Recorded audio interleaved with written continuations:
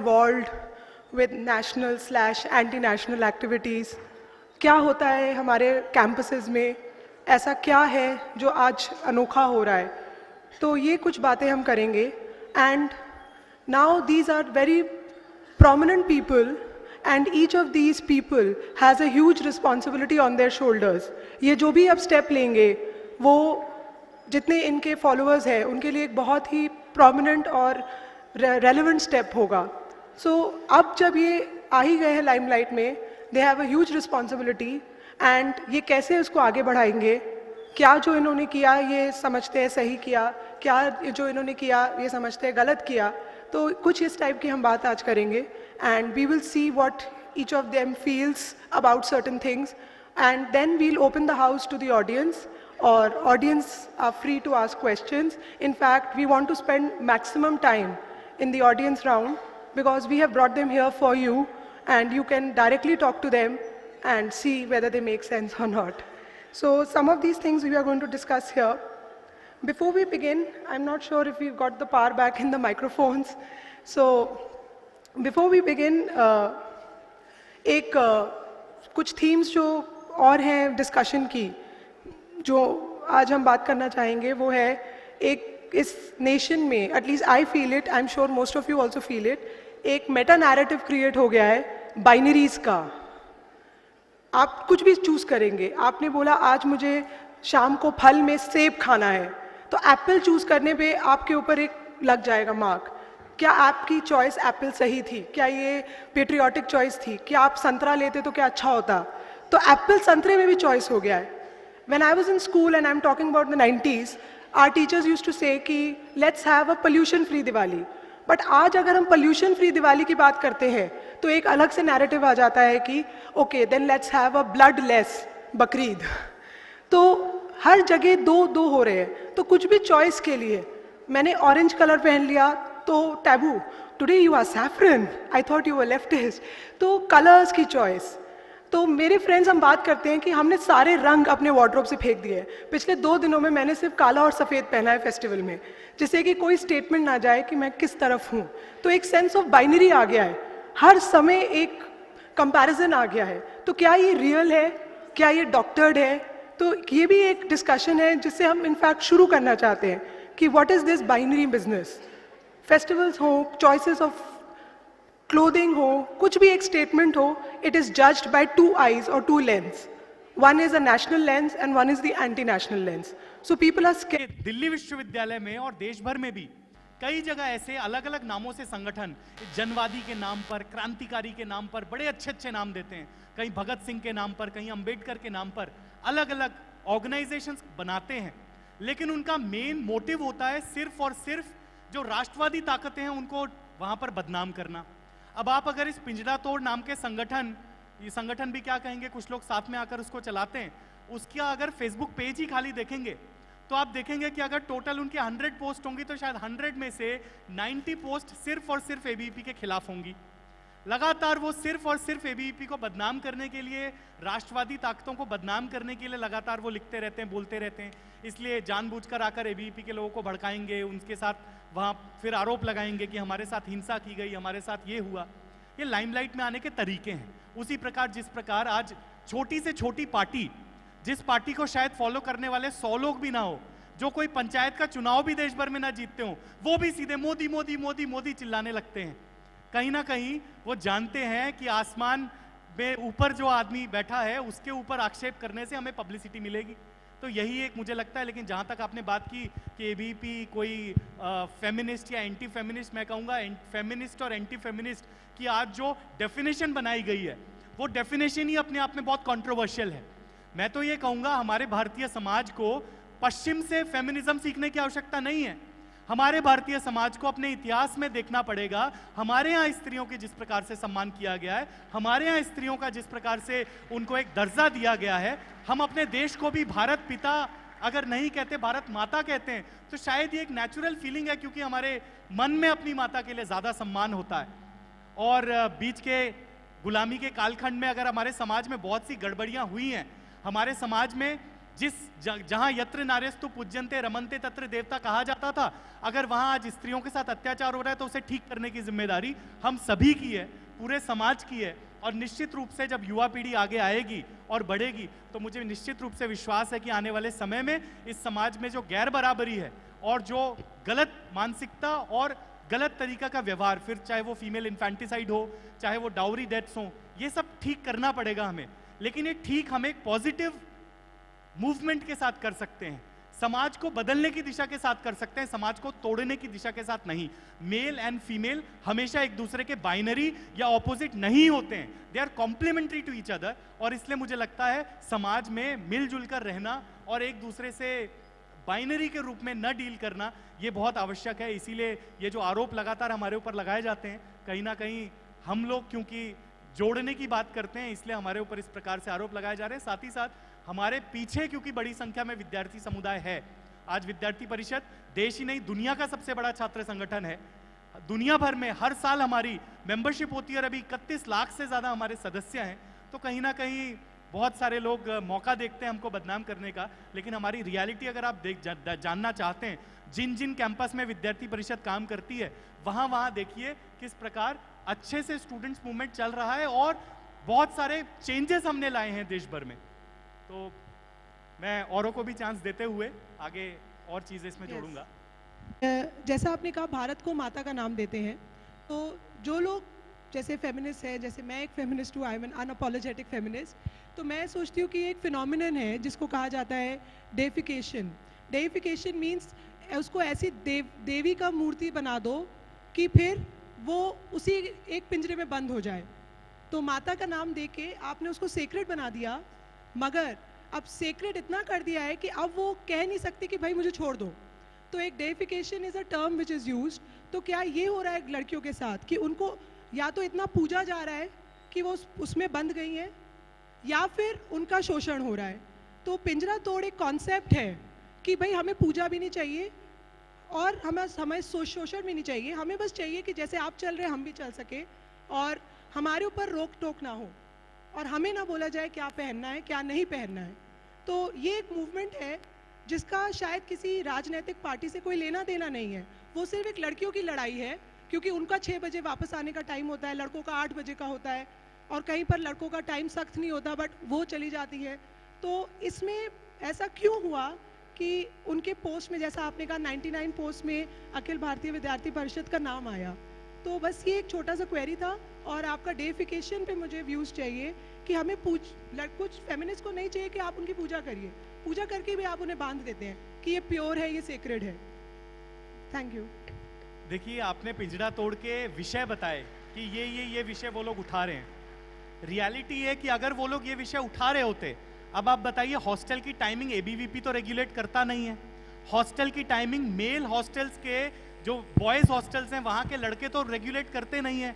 Hostel की timings तो hostel की अथॉरिटीज और यूनिवर्सिटी की अथॉरिटीज करती हैं। अगर उनका रियल पर्पस हॉस्टल की टाइमिंग्स के विषय में संघर्ष करना होता तो यूनिवर्सिटी एडमिनिस्ट्रेशन के खिलाफ प्रोटेस्ट करते, हॉस्टल एडमिनिस्ट्रेशन के खिलाफ प्रोटेस्ट करते। और हमारी भी बहुत सी ऐसी मांगे होती हैं। विद्यार्थी परिषद में रहते हुए विद्यार्थी परिषद ने छात्राओं के इतने बड़े बड़े सम्मेलन और बड़ी संख्या में बहुत सारी यूनिवर्सिटीज में जहां लड़कियों को लगा कि हमें आगे आकर इस चीज के लिए लड़ना है, वहां पर लड़कियां लड़ी हैं उसके लिए और उन्होंने पाया भी है। लेकिन यहां क्या हो रहा है, नाम तो दिया हॉस्टल की टाइमिंग से लड़ने का, लेकिन लड़ किससे रहे हैं? एबीवीपी से। क्योंकि आपकी इंटेंशन छात्र लड़कियों के लिए लड़ने की है ही नहीं, आपकी इंटेंशन है लड़कियों को भड़काकर और सिर्फ इन मुद्दों का नाम देकर वास्तव में सिर्फ एबीवीपी, आरएसएस, बीजेपी से लड़ना। और यही इंटेंशन पे लगातार ये लोग काम करते रहे। और अगर सच में इनकी इंटेंशन होती तो फिर उस रूप में वो लोग काम करते, यूनिवर्सिटी हॉस्टल में करते। आप बताइए कितने हॉस्टल्स का इन्होंने सर्वे किया कि इस हॉस्टल में इतनी टाइमिंग से। आज अगर आप उनसे डेटा मांग लीजिए कि दिल्ली विश्वविद्यालय में ही जितने छात्रावास है उनमें कितनी टाइमिंग है हॉस्टल की, वो हॉस्टल का डेटा उनके पास नहीं मिलेगा। देश भर में क्या स्थिति है वो जानते हैं कि श्रीनगर में अगर कोई हॉस्टल है तो उसकी क्या स्थिति है और कन्याकुमारी में कोई हॉस्टल है तो उसमें क्या स्थिति है। देखिए, किसी मुद्दे को उठाना और उसके आधार पर वोट बैंक तैयार करना एक बात होती है, और किसी मुद्दे को उठाना, उसके ऊपर पूरा होमवर्क करना और उसको आगे ले जाना दूसरी बात होती है। मैं आपको एक एबीवीपी का एग्जांपल देना चाहूंगा कि हमारे यहाँ हमारी पद्धति में किस प्रकार स्टूडेंट मूवमेंट में इश्यूज को लाया जाता है और उन्हें अंत तक ले जाया जाता है। विद्यार्थी परिषद ने देश भर में SC/ST हॉस्टल्स का सर्वे किया। सन 2001 से ये शुरू हुआ और पूरे देश भर में SC/ST छात्रावास, जिनको कई जगह कल्याण छात्रावास कहा जाता है, खासकर उत्तर प्रदेश में, बिहार में, झारखंड में, मध्य प्रदेश में, कर्नाटक में, उन सभी छात्रावासों का सर्वे किया पूरे देश भर में। उसके ऊपर एक कॉम्प्रिहेंसिव रिपोर्ट तैयार की। वो रिपोर्ट के आधार पर सुप्रीम कोर्ट में एक PIL डाली और आप बैठे बैठे उसे गूगल भी कर सकते हैं। अभी 2 साल पहले जब सुप्रीम कोर्ट ने उसके ऊपर सुनवाई करते हुए जजमेंट दिया, तो ऑर्डर दिया, तो सुप्रीम कोर्ट ने उसमें कहा कि विद्यार्थी परिषद की तारीफ करते हुए कहा कि ये रियल डेटा इन्होंने प्रोवाइड किया है और उसके आधार पर उन्होंने सरकार को डांटा। सरकार, राज्य सरकार और केंद्र सरकार को ये कहा कि आप जो SC/ST छात्रावासों की स्थिति को ठीक करने के लिए, उनकी स्कॉलरशिप को ठीक करने के लिए जो प्रयास कर रहे हैं वो एडिक्वेट नहीं है, और इसलिए सुप्रीम कोर्ट ने ऑर्डर दिया सरकार को कि आप SC/ST स्टूडेंट्स के लिए जितने भी आपने काम किए हैं उसका पूरा ब्यौरा हमें उपलब्ध कराइए। अभी फिर उसकी होने वाली है सुनवाई कुछ दिनों बाद। तो It's missing in the environment outside, and it does not translate into anything bigger. It does not translate into anything bigger, and people feel, or I feel, people don't see real value in it. तो A, आपका ये जो leaning है, how do you explain it? B, the talk about education in the campus, and C, all that mudslinging which happened after 9th February, जो अनिर्बान उसके लिए jail गए, इनके ऊपर सेडिशन चार्जेस लगाए गए, फिर of course he is out now. So वो सब क्या नैरेटिव था, और साकेत की स्पीच में काफ़ी पॉइंट्स इमर्ज हुए, इनका टेक ऑन फेमिनिज्म, और how are you different and how do you defend your stance. आप ये ले लीजिए, check. Thanks Surabhi, that's a lot of questions. पहले मैं आप सब लोगों का शुक्रिया अदा करना चाहती हूँ, यहाँ पर इतनी भारी संख्या में ATM की लाइन छोड़कर यहाँ पर आप लोग बैठे हुए हैं, आप सब लोगों का शुक्रिया।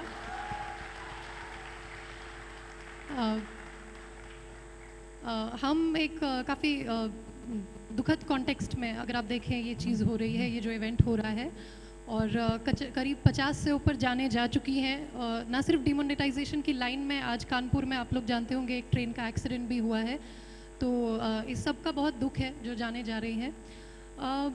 इस सब के बीच में एक और चीज़ जो आप लोग जानते होंगे कि हमारे ही यूनिवर्सिटी के एक साथी नजीब, जो एक न्यू स्टूडेंट थे, 38 दिन से गायब हैं। इनफैक्ट उनकी माँ आज इसी शहर में है, लखनऊ में है। वो आज वो जगह जगह जा रही हैं, चीफ मिनिस्टर से गुहार लगा रही हैं। और इस संदर्भ में मुझे कुछ भी बोलने से पहले आज शायद पहली बार डर महसूस हो रहा है। ये डर जो है, ये हमको 9 फरवरी के टाइम पे जब लोग चिल्ला चिल्ला के बोल रहे थे कि JNU वाले एंटी नेशनल हैं, इनको ऐसा कर दो वैसा कर दो, तब भी बोलने में डर महसूस नहीं हुआ। लेकिन आज कहीं ना कहीं ये डर महसूस हो रहा है कि यार, अगर हम लोग, हमारे जो मंच पे बैठे साथी हैं, इनके पीछे एक बहुत बड़ा ऑर्गेनाइजेशन है जिसका नाम है अखिल भारतीय वायलेंस परिषद, इनके पीछे वो ऑर्गेनाइजेशन है। आज सच में बहुत डर लगता है बोलने से कि कल को कहीं हम गायब ना हो जाएं, हम रोहित वेमुला की तरह जान देने पर मजबूर ना हो जाएं। और साकेत जी, आपकी मीठी मीठी बातों का बहुत शुक्रिया करते हैं, आप बहुत सरलता से बात रखते हैं, लेकिन आपकी मीठी बातों से कहीं ना कहीं ये जो घाव है, जो रोहित वेमुला की डेथ से, जो जिसको हम इंस्टीट्यूशनल मर्डर कहते हैं, जो नजीब के डिसअपेरेंस के घाव है, ये मिटते नहीं हैं। मैं साकेत जी ने एक जो टर्म इस्तेमाल किया, डिज़ाइनर फेमिनिस्ट, इस शब्द को कंडेम करना चाहती हूँ। और बेसिकली यही रिग्रेसिव एटीट्यूड है जो रिफ्लेक्ट होता है जब आप पिंजरा तोड़ की रैली देखते हैं। फॉर एग्जांपल, उन पर ABVP के कार्यकर्ता, and this is all on record, I am saying this with responsibility, वो उनको देखकर जब रात को वो लोग रैली करते हैं, 100 रुपये का नोट इस तरह से अपनी ज़बान पर लगाकर उनकी तरफ फेंकते हैं। This is that kind of attitude that says designer feminist. Whether I want to be a designer feminist or I want to be a non-designer feminist or whatever I want to be, I think that choice should be left to me. And the ABVP hooliganism on campuses, it doesn't stop at Pinjra Tod. There is a screening Ram ke naam, there is a screening cast on the menu card, they blockade, they do violence outside it. It's just become a routine. In fact, I'm carrying with myself a list which I have just handed over to Surbhi ji. which is an entire list of, you know, violence by Akhil Bharatiya Vidyarthi Parishad members. And this violence, I mean, I don't want to take up a lot of time reading this out. I mean, this is all, you can find this from news sources and everything. But what I want to say really here is that I come from a university, because you raised one point of about whether student politics is necessary or not. I would like to address that briefly. I'm proud to be from a university where we have all shades of political opinion, from far red to far saffron and blue and rainbow and everything. We have everything. And that is how we imagine the society to be. That is how we imagine India to be. That is how we imagine the world to be, where everyone has a right to speak.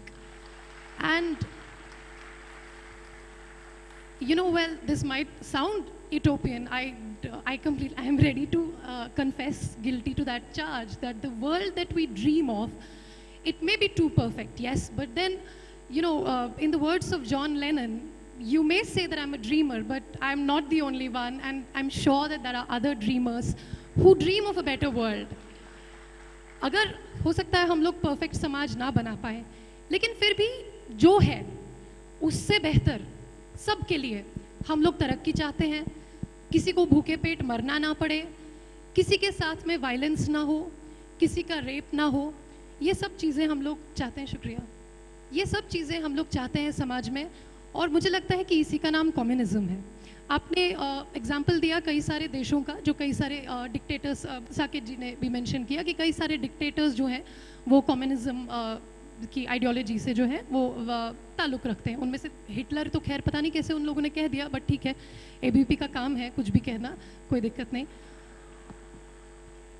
Dictator कोई कैसे बनता है?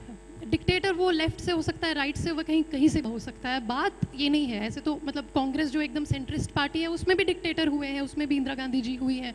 तो वो तो कोई, ना वो कम्युनिस्ट है, ना वो फार राइट है, ना वो फार लेफ्ट है, कुछ भी नहीं है. ये डिक्टेटरशिप पैदा कैसे होता है और इसको हम लोग रेजिस्ट कैसे करें? मुझे लगता है दोनों बातें मैं बहुत ब्रीफली कहना चाहती हूँ. डिक्टेटरशिप पैदा होता है जब हम लोग सवाल पूछना बंद कर देते हैं, और डिक्टेटरशिप ख़त्म होता है जब हम लोग साथ में मिलके लोगों के हित में सवाल पूछते हैं. वो अभी जब यहाँ पे ऑडियंस में JNU के प्रेसिडेंट बैठे हैं मोहित, कल जब हम लोग JNU वापस जाएंगे तो वहाँ पे एक UGBM होगा, यूनिवर्सिटी जनरल बॉडी मीटिंग होगा, जिसमें मोहित जी को खूब गाली पड़ेगी.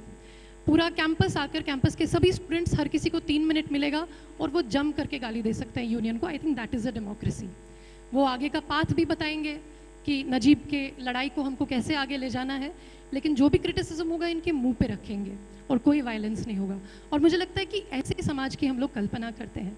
आखिरी पॉइंट स्टूडेंट पॉलिटिक्स के बारे में. इस पे मैं क्या कहूँ, मैं तो इस पे किताब लिख रही हूँ दरअसल, इस पूरे विषय पर, स्टूडेंट पॉलिटिक्स इन इंडिया पर. लेकिन ब्रीफली मैं एक बात कहना चाहती हूँ. इंडिया के कॉन्स्टिट्यूशन में आर्टिकल 19 है, और आर्टिकल 19 सभी, it gives the right to every group of citizens to unionize and form associations and assemble without arms and have peaceful assemblies, etc., etc. If that right is taken away from any group of citizens, it's not right. Every group of citizens should be allowed to have their union. And you know, in our university right now, the security guards, for example, they are struggling even to get their bonus. मतलब दिवाली पे जो bonus मिलता है वो तक university उनसे चुरा लेती है. तो अब हम कैपिटलिज्म का विरोध कैसे ना करें? मतलब बात सिर्फ विरोध करने की नहीं है, बात है कैपिटलिज्म के उन पहलुओं का विरोध करने की जो गलत है, और वो चीज़ हम लोग करते हैं. इसके लिए स्टूडेंट यूनियन, मजदूर यूनियन, महिला यूनियन, जिसको भी अपना यूनियन बनाना है वो बना सकता है. ये मेरा ब्रीफ सबमिशन है.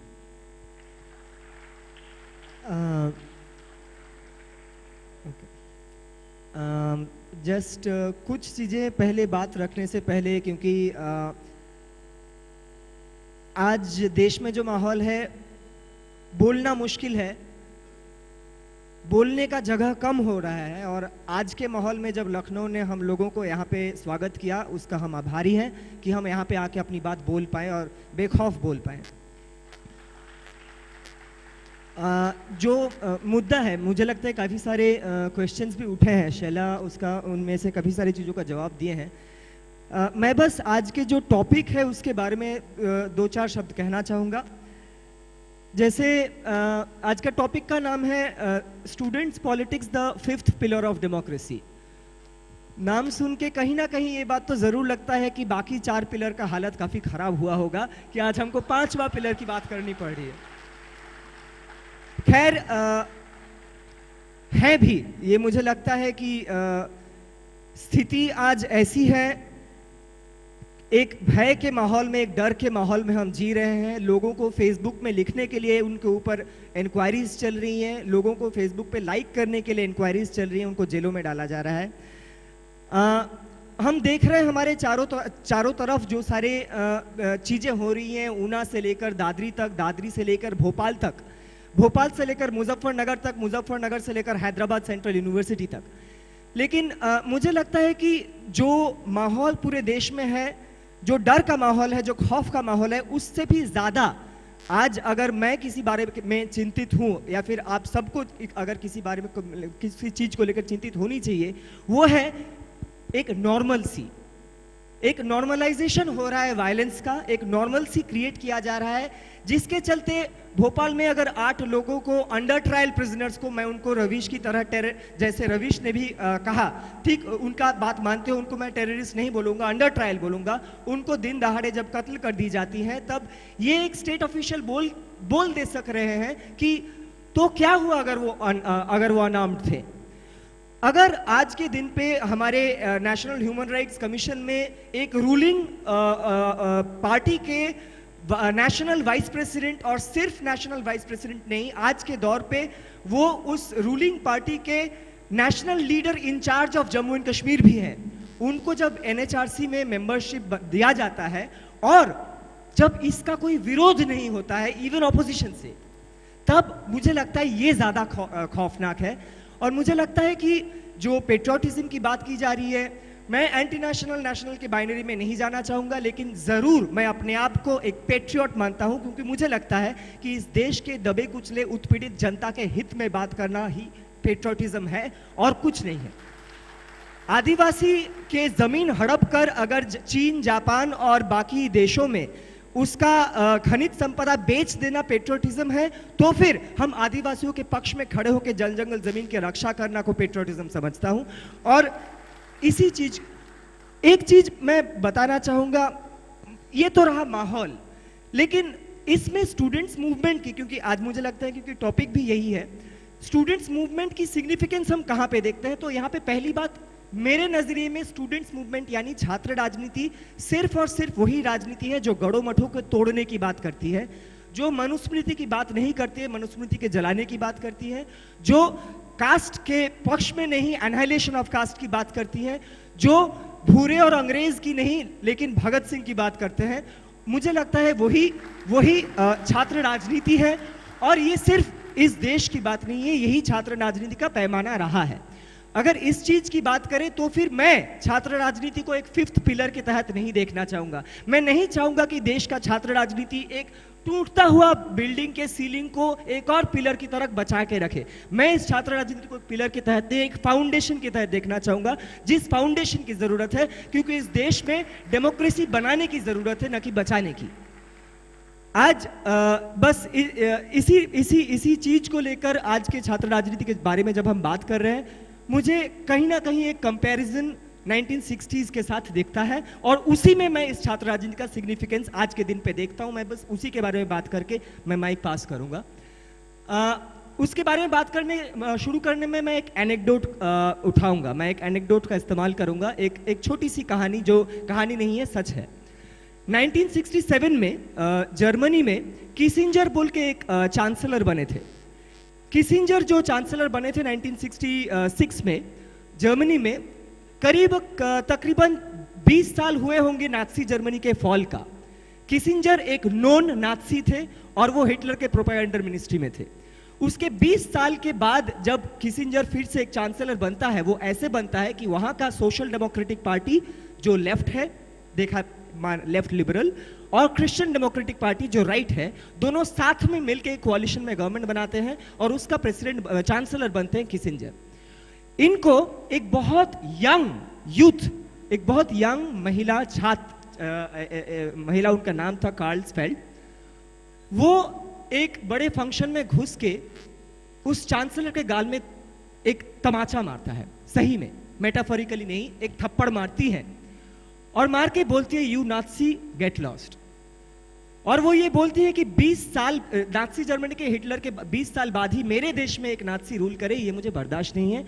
इस महिला को 1 साल के लिए जेल में डाल दिया जाता है और उसके बाद कुछ चंद समय बाद जब वो जेल से निकलती हैं तो जर्मनी के एक बहुत मशहूर कवि उनको 1000 फूल भेजते हैं और उनके बारे में एक कविता लिखते हैं।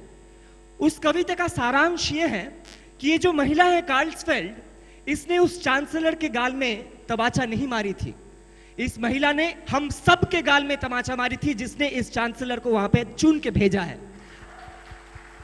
और आज के दिन पे ये याद रखना जरूरी है कि उस दौरान, क्यों मैं छात्र राजनीति की बात कर रहा हूं, कि उस दौरान सोशल डेमोक्रेटिक पार्टी के स्टूडेंट्स ऑर्गेनाइजेशन ने अपने पेरेंट पार्टी को नकार के सड़कों में एक्स्ट्रा पार्लियामेंट्री ऑपोजिशन का रोल निभाया था और वो बोला था, हम अपने पेरेंट पार्टी को डिसोन कर रहे हैं इस चांसलर को हमारे सामने इलेक्ट करने के लिए। ये जो जज्बा है स्टूडेंट्स पॉलिटिक्स का 1967 से, चाहे वो उसके बाद फ्रांस में हो जहां पे मजदूर और छात्र एक साथ लड़े, उसके बाद चाइना में हो जहां पे कल्चरल रेवोल्यूशन हुआ, सांस्कृतिक विप्लव हुआ, इस देश में नक्सलबारी हो, मुझे लगता है 1960s में एक स्टूडेंट्स मूवमेंट का जो एक दौर था उसमें एक बहुत अहम मुद्दा ये था कि वहां पे जो ब्लैक पैंथर मूवमेंट था अमेरिका में, वो इस देश के दलित पैंथर मूवमेंट को इंस्पायर किया था। वहां का जो gay right movement, lesbian right movement चल रहा था, जो क्वेयर राइट मूवमेंट चल रहा था, उसके साथ सिविल राइट मूवमेंट्स बात कर रहा था। कल्चरल रेवोल्यूशन के साथ फ्रांस 68 बात कर रहा था, वियतनाम एंटी वियतनाम स्ट्रगल के साथ अमेरिका के छात्र बात कर रहे थे, नक्सलबारी के साथ फ्रांस के स्टूडेंट्स बात कर रहे थे, और इसी तरीके से तमाम सारे जो अलग अलग स्ट्रीम्स के लोग हैं वो एक दूसरे के साथ एक वार्तालाप कर रहे थे और उसी का एक झलक मुझे लगता है कहीं ना कहीं आज के दिन पे मुझे दिखता है। जरूर खौफ का माहौल है, जरूर भय का माहौल है, बहुत टेरर है, बोलने में आज़ादी नहीं है, लेकिन अगर एक कोई बड़ा वरदान इस करंट रिजीम ने हमको दिया है, इस मोदी रिजीम ने हमको दिया है, वो है तमाम सारे जो अलग अलग पहलुएं थे, चाहे वो महिला आंदोलन हो, चाहे वो मजदूर आंदोलन हो, चाहे वो LGBT आंदोलन हो, चाहे वो छात्र आंदोलन हो, चाहे वो दलित आंदोलन हो। ऊना में दलित आंदोलन और मुस्लिम आंदोलन साथ में मिलकर मार्च किए। मुझे लगता है आज के दिन पे अगर छात्र आंदोलन की बात की जाए तो इन तमाम सारे जो अलग अलग चीजें अलग अलग तितर बितर के रह रहे थे, मोदी जी ने हम सबको एक किया है और मुझे लगता है कि यही उनकी सबसे बड़ी कंट्रीब्यूशन है और मुझे लगता है यहीं पे छात्र राजनीति का सिग्निफिकेंस है। Thank you so much, Anirban. I'll now move on very quickly to Guru. Guru Prakash has been here for a couple of sessions earlier also. You may have heard him in some earlier sessions in the beginning of the festival. He works with the Dalit youth and of course is doing his fellowship in law. So he is very active with the Dalit movement and Dalit students and Dalit youth. So I want to bring to Guru the question on the suicide of Rohit Vemula, I think which was the precursor to this entire movement which we are seeing. उसी के solidarity में सारे student wing साथ में आए, जैसा कि शैला ने अभी बात की, साकेत जी ने बात की कि उन्होंने SC/STs के ऊपर रिसर्च किया था, 2001 से रिसर्च शुरू हुआ था। तो गुरु आप इस बात को एड्रेस करिए कि सारी पार्टीज प्रो दलित है या आप ऐसा क्लेम करती हैं कि हैं, सब अपने अपने तरीके से इस मूवमेंट को उठा रहे हैं, बट आपको क्या लगता है कि कुछ हो पा रहा है?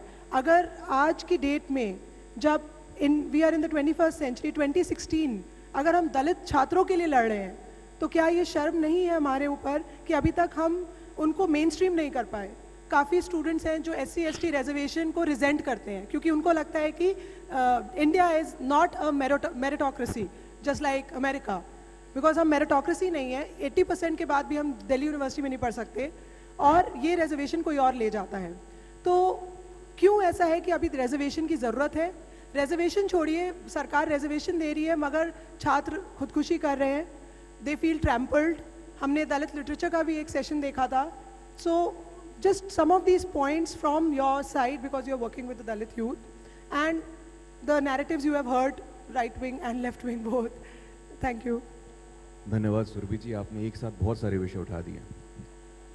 At the very outset, I would like to congratulate the host, the organizers of this event, who have made sure that this panel is including everyone.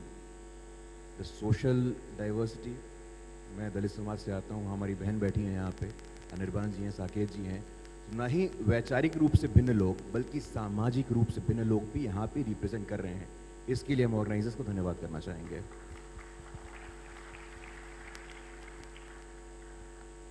मैं दलित युवाओं के बीच में काम करता हूँ. एक संगठन है Dalit Indian Chamber of Commerce and Industry, उसके यूथ आउटरीच का काम देखता हूँ. बहुत ज़्यादा आंकड़े या फिर फिलोसफर्स के नाम आपको नहीं दे पाऊँगा क्योंकि जेएनयू में पढ़ने का अवसर मुझे प्राप्त नहीं हुआ. लेकिन आज का जो दलित समाज है वो ब्लेम नहीं क्लेम करना चाहता है, वो इंटीग्रेशन चाहता है, वो डिस्ट्रीब्यूशन नहीं चाहता है. मैं जो कि काम करता हूँ, समझता हूँ, सुनता हूँ लोगों की, मुझे ये समझ में आया है कि नई पीढ़ी के जो दलित हैं उनकी आकांक्षा और उनकी चुनौतियाँ क्या हैं. तो ABCDEFG सरल शब्दों में बात करता हूँ, साधारण भाषा समझता हूँ, बिहार से आता हूँ, इसलिए बहुत ज़्यादा कटीले शब्द नहीं बोल पाऊँगा. ए, अदालत में हमारे लोग नहीं हैं. आप देखिए तो बेंच पे अभी प्रधानमंत्री जी ने भी कहा है कि ऑल इंडिया जुडिशियल सर्विसेज होनी चाहिए और डिसएडवांटेज्ड और दलित बेंच पे आने चाहिए. बी, ब्यूरोक्रेसी में आप देखिए तो भारत सरकार में अभी एक कैबिनेट सेक्रेटरी तो आज तक कोई भी नहीं हुआ है. सेक्रेटरी रैंक पे एक ऑफिसर है हमारे. सी, सिविल सोसाइटी. सिविल सोसाइटी में भी देख लें दलित समाज के कितने लोग हैं और जो लोग काम कर रहे हैं उनके अपने एजेंडा है, इनको अपने प्रोपोगेंडा है. पिछले 6 दशकों से हम देख रहे हैं हम कहाँ पहुँचे, हम कहाँ थे. डी मतलब डॉक्यूमेंटिंग सेक्टर, जितने अपने थिंक टैंक के ऑर्गेनाइजेशंस हुए हैं, अपने NGO हुए, अपनी मीडिया हो, वहाँ भी एडिटर के स्तर पे या उच्च स्तर पे अभी दलित समाज का कोई व्यक्ति पहुँचा नहीं है. डी. ई अपने इंजीनियरिंग सेक्टर के लोग हो गए, जितने भी कंस्ट्रक्शन सेक्टर के लोग हैं वहाँ भी अपने लोग नहीं पहुँचे हैं. F, फाइनेंशियल सेक्टर, इंडस्ट्री में हमारे लोग नहीं हैं लेकिन DICCI वहाँ पे काम कर रही है. G, governance sector. So ABCDEFG. हम बात करते हैं प्रतिनिधित्व की. आज दलित इश्यूज पे जो लोग बात कर रहे हैं वो खुद दलित तो है नहीं. मैं ये नहीं कहता कि उन्हें बात करने का अधिकार नहीं है, लेकिन मेरा ये मानना है कि मेरा मुद्दा, मेरी लड़ाई, मेरी अगुवाई. आज का सार यही है. दलित समाज चाहता है कि उसके विषयों का प्रतिनिधित्व एक दलित व्यक्ति करे. बहन ने बात की रोहित वेमुला की. रोहित वेमुला की हत्या कहें, आत्महत्या कहें, वो एक बहुत ही दुखद घटना थी. भाई रोहित वेमुला की लड़ाई आजीवन AISA और SFI से लड़ी.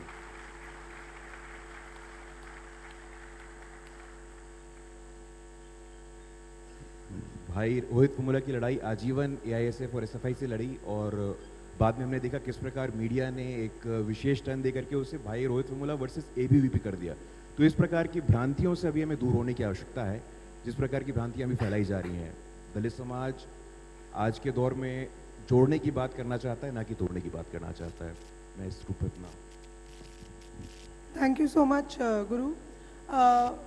Naturally, you have covered points कि दलित समाज जोड़ने की बात करना चाहता है, वही मैंने शुरू किया था. I would like to know if we have time for No, audience we don't have questions. time. Sorry, I'm very sorry. अभी 2 सत्र हमारे बाकी हैं और हमारे पास बिल्कुल वक्त नहीं है. First and last question, please. Mike, can we give him the mic, please?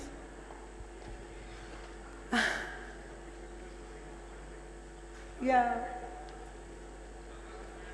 Please make the questions relevant. And I'm engineer Sumer Agarwal. सबसे पहले तो मैं ये कहना चाहूँगा कि इसमें सब जो व्यू पॉइंट्स हैं सबको इक्वल रिप्रेजेंटेशन नहीं मिला है. जी जी. क्योंकि जो लेफ्टिस्ट हैं या जो अपने को एंटी मेजॉरिटी मानते हैं वो लोग 3 हैं और एक ही ABVP से हैं. नहीं, और ऐसा सबसे नहीं है सर, ऐसा नहीं है. नहीं देखिए, और सबसे सदा हुआ जो सबसे सदी हुई बात जो कही है वो गुरु जी ने कही जी जी. है ना, क्योंकि वो बहुत ही अच्छा. दूसरा मैं ये कहना चाहूँगा जो JNU वाले कह रहे हैं तो उनको मतलब सिर्फ सेपरेटिस्ट का साथ देना चाहते हैं और कश्मीरी पंडित्स का साथ नहीं देना चाहते. ये क्या बात हुई है ना? और उनके लिए एजुटेट करेंगे, देशवासियों के लिए एजुटेट नहीं करेंगे। जो लोग कंट्री से अलग होना चाहते हैं उनके लिए एजुटेट करना चाहते हैं। और कितने साल से वो लोग पीएचडी कितने साल तक करेंगे वहाँ पे जेएनयू में? 10 साल, 12 साल? Is there any time limit? Is there any time limit to that? और जो कहते हैं इनटॉलरेंट की बात करते हैं, India is the most tolerant country. I been to many other countries. मैं अमेरिका में 3.25 साल रह चुका हूँ। India is the most tolerant country. आप इराक में रहिए, सीरिया में रहिए, टर्की में रहिए, देखिए आपको पता चलेगा। अमेरिका में भी रहिए तो आपको इतनी टॉलरेंस नहीं मिलेगी जितनी। जी सर, सवाल था ये बस। ऑलराइट, आई थिंक काफ़ी सवाल हो गए हैं और इसीलिए सबको इकट्ठा किया गया था कि सारे व्यूज सामने आए और जितना भी ये जी सारे विचार सामने हैं। बाकी एक मत नहीं हो सकता किसी का भी, हर एक के अपने अलग अलग मत हो सकते हैं। के लिए भी सवाल पूछ लिए हैं तो मैं चाहूंगी कि बस शैला जल्दी से आंसर। शैला जल्दी A very rapid fire kind of answer to the gentleman over there. पहली बात तो सर हम लेफ्ट से 2 ही हैं और अभी साकेत और आप बोल लिए तो मुझे लगता है एक बैलेंस मेंटेन हो गया। मुझे नहीं लगता है कि वो किसी भी उससे वाबस्ता है। लेकिन सर जैसे आपने देखा होगा साकेत को सबसे ज़्यादा टाइम दिया गया है एकदम शुरुआत में। खैर वो दूसरी बात है सर। आपने सर एक बात पूछी कि आप जेएनयू में कब तक पढ़ेंगे। हिंदुस्तान में क्योंकि हम लोग हैं तो हिंदुस्तान की बात करेंगे। यहाँ पे पहले फर्स्ट क्लास से लेके 10th क्लास तक पहुँचने में 16 साल, फिर बीए में 12वीं तक पहुँचने में और 2 साल हो गए 12, बीए में और 3 साल हो गए 19 अगर मेरी गिनती गलत नहीं है, और एमए का जोड़ दीजिए 2 साल हो गया 21। उसके बाद अगर आप एमफिल करना चाहते हैं 23, अगर आप पीएचडी करना चाहते हैं तो पहुंच गए 28 पे। हमारे बचपन में तो एक कहावत मतलब जो बोला जाता था, आप देखिए डिस्कोर्स कैसे बदल गया है, मतलब शिक्षा के खिलाफ ही पूरी किस तरह से रणनीति चल रही है।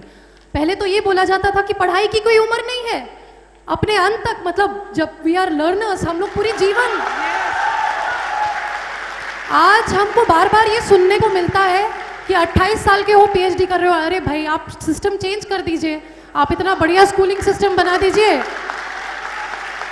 कि 8 साल की उम्र में ही बच्चों को पीएचडी मिल जाए। बहुत अच्छी बात है, I will be very happy to get. Sir मैं आपसे एक बात कहना चाहती हूँ, एक ब्रीफली सर, एक रिक्वेस्ट है आपसे। आपने बात की सर कश्मीरी पंडितों की, यहाँ तो पूरे पैनल में मुझे नहीं लगता किसी ने कश्मीर का नाम भी लिया।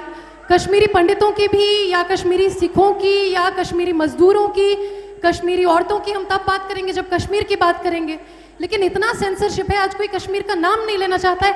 अनिर्बान आपके सामने बैठे हुए हैं, इनको जेल में, इनको और जेल किया। आपके साथ साथ सुरभि अब आपको इंटरप्ट करना चाहूंगी। हमारे जो दूसरे सत्र के मेहमान हैं वो पीछे खड़े हुए हैं, तो एक जोरदार तालियां हो जाए बस, वो सब कुछ सम अप कर देती हैं। Thank you so much. जोरदार तालियां, माइक भी अब इजाजत नहीं दे रहा है। मुझे नहीं पता था कि ये स्टूडेंट पैनल का इतना एक्साइटमेंट होगा। मैं फिर से चाहूंगी कि आप सब लोग लौट के आएं। बिल्कुल, यहीं से लड़ाई आगे शुरू करेंगे। बिल्कुल।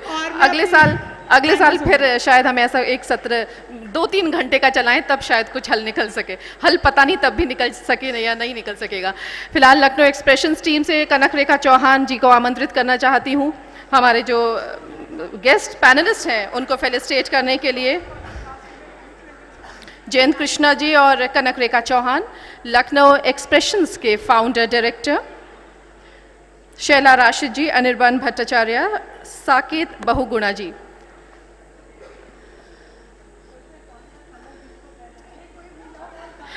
यंगस्टर्स हैं, वाइब्रेंट से स्टॉल्स हैं, ये सिल्क स्टॉल्स हमारे पैनलिस्ट के लिए। और लखनऊ लिटरेचर फेस्टिवल की तरफ से मेमेंटोज। जी हाँ, नहीं, गुरु प्रकाश जी को मिल चुका है। तो ये मेमोरीज हैं, ये यादें हैं जो हम चाहते हैं। तो एक भी होगा आपके पास तो ये यादें ही रहेंगी। 2-3 मेमेंटोज हों ये ज़रूरी तो नहीं। एक ग्रुप पिक्चर के लिए सब लोग आगे की तरफ आ जाएं।